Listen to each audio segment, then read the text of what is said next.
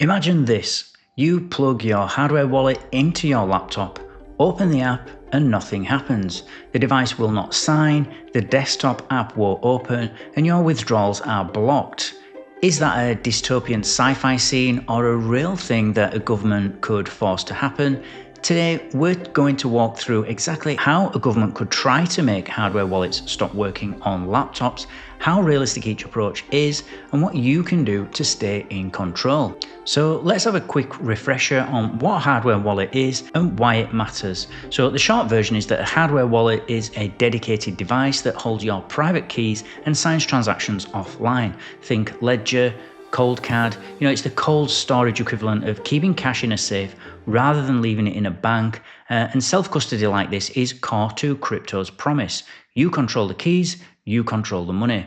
But that same property, private signing outside of banks and exchanges, is exactly what regulators worry about. So if a government wanted to stop hardware wallets from working on laptops, it has two broad tools: legal policy levers and technical operational levers. And now often they're used together to make something illegal, then make it also technically hard to use. So I'll list the realistic options, rank how practical each is, and show you the likely user impact. So the legal and regulatory levers is to ban the sale, import or manufacture of certain wallets. Lawmakers could outlaw the sale or import of a specified hardware wallets or devices that implement certain features, so that would choke off official supply and stop vendors from shipping new devices or updates. And enforcement would look like customs seizures and fines to distributors. Now, the real world note here is that UK and international regulators are already debating heavy controls around unhosted wallets and reporting obligations for transfers to them. And that regulatory focus makes legal restrictions feasible as a political option. They can also compel manufacturers to implement compliance firmware or backdoors. So governments can require firms operating in their jurisdiction to ship firmware that includes ways to disable or limit features, or to keep escrowed keys for lawful access. So that would let regulators instruct manufacturers to push updates that disable certain functionality. Now, this is controversial and technically risky, but precedent exists for forcing vendors to comply with lawful access demands in other industries. They can make possession or use of certain wallets or transfers a criminal offence. So criminalising possession or use or labelling certain wallet actions as unlawful creates a chilling effect and allows enforcement via raids, confiscation and prosecutions. Many people will comply to avoid legal risks. They can also regulate the on and off ramps, so force exchanges to block withdrawals to unverified or non-compliant addresses.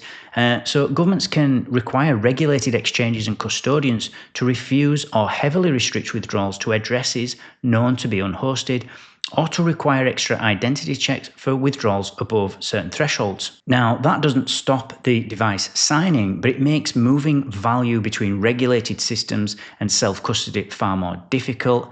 FATF and national travel rule implementations target this flow of data. They can outlaw firmware updates or require certification. So authorities can force vendors to stop shipping unsigned firmware or require firmware to be certified, and that reduces the ability of vendors or the community to patch or fork around these restrictions. So these legal steps are powerful because they can change incentives and supply chains.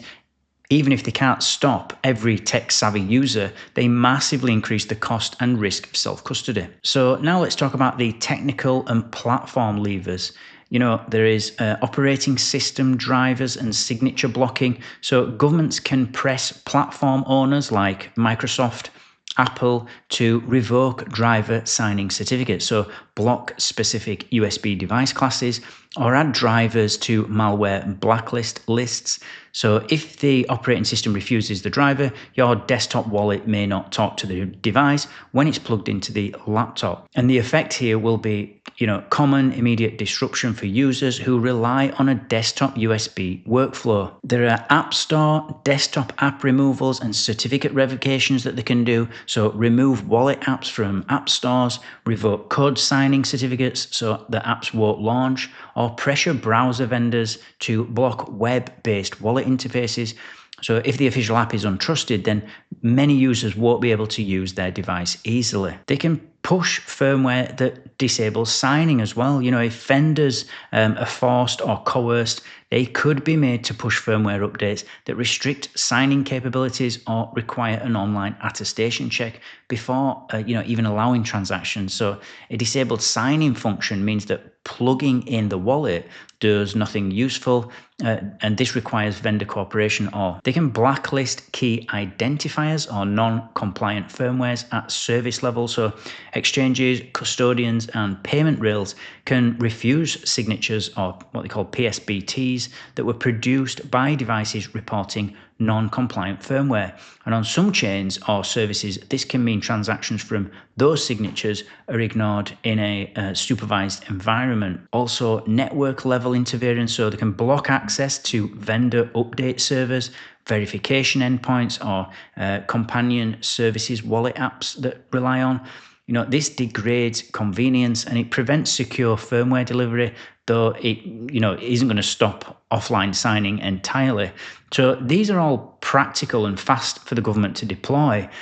Blocking drivers and apps can break this sort of plug and play experience overnight, but they don't necessarily stop offline or air-gapped signing. Now, even with all that firepower, there are strong practical limits to what governments can do, because air-gapped workflows exist. So devices like Coldcard let you sign transactions completely offline. So it moves this PSBT files by SD card or QR code that avoids USB drivers and laptop app chains entirely.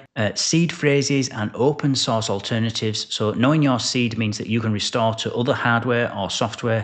Open source wallets and DIY signing tools make it possible for users to rebuild workflows outside of vendor control. Now, there is ecosystem fragmentation and jurisdictional workarounds, because people can acquire devices abroad, use peer-to-peer markets, or run custom firmware. Policing every tool, every port, every user is extremely expensive. And there's also a political and economic cost, because a hard ban risks driving crypto talent and investment to friendlier countries, and it triggers major political backlash. So governments can make life very hard for everyday users, but stopping every technically capable user worldwide is a different problem. And there are real-world indicators and precedent here, because regulators aren't just theorizing. The FATF and national authorities have explicitly asked jurisdictions to assess risks around unhosted wallets. And the UK has implemented travel rule-style measures and continues to consult on reporting frameworks for crypto transfers. The EU's MiCA and other national moves also place rules on flows between hosted services and private wallets, and these are the policy pathways that make stronger technical measures politically plausible. So let's talk about what you can do, practical countermeasures. So if you want resilience against the kinds of blocks that we just described, here are, in my opinion, some of the strongest and practical steps. Use air-gapped signing. So don't rely on USB and laptop for signing. Coldcard and similar devices support full air-gapped flows. Adopt multisig, split control across multiple devices or keys in different locations or from different vendors. Losing or disabling one device won't lock your funds that way. And prefer open source firmware and tools. They are harder to secretly backdoor, and the community can fork or recompile alternatives. And don't forget to securely backup seeds. And you can use things like Shamir or split backups. So if one device is disabled, you can restore your wallet onto a different device or software. And lastly, run and use your own full node where possible. This reduces reliance on third-party apps and services. Also, be cautious with firmware updates. Verify updates via community channels. Malicious or forced updates are a real risk, but so are security patches, so balanced carefully. Be cautious with firmware updates, verify updates via things like community channels. Malicious or forced updates are a real risk, but so are security patches. Also think about geographic diversification, so use vendors and services from multiple jurisdictions.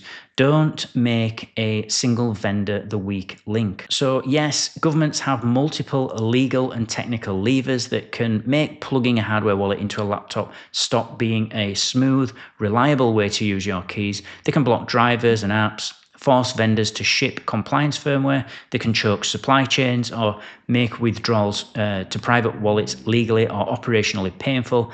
But a totally technical defeat of self-custody is extremely hard because of air-gapped signing, seed recovery, open source tools, and the just global nature of the ecosystem.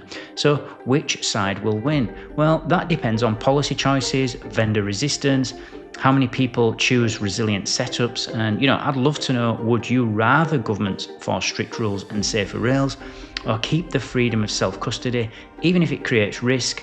Comment below, hit like if you found this useful, and subscribe for more breakdowns on how regulation and tech collide in crypto. Thanks for watching, thanks for listening, I'll see you in the next one.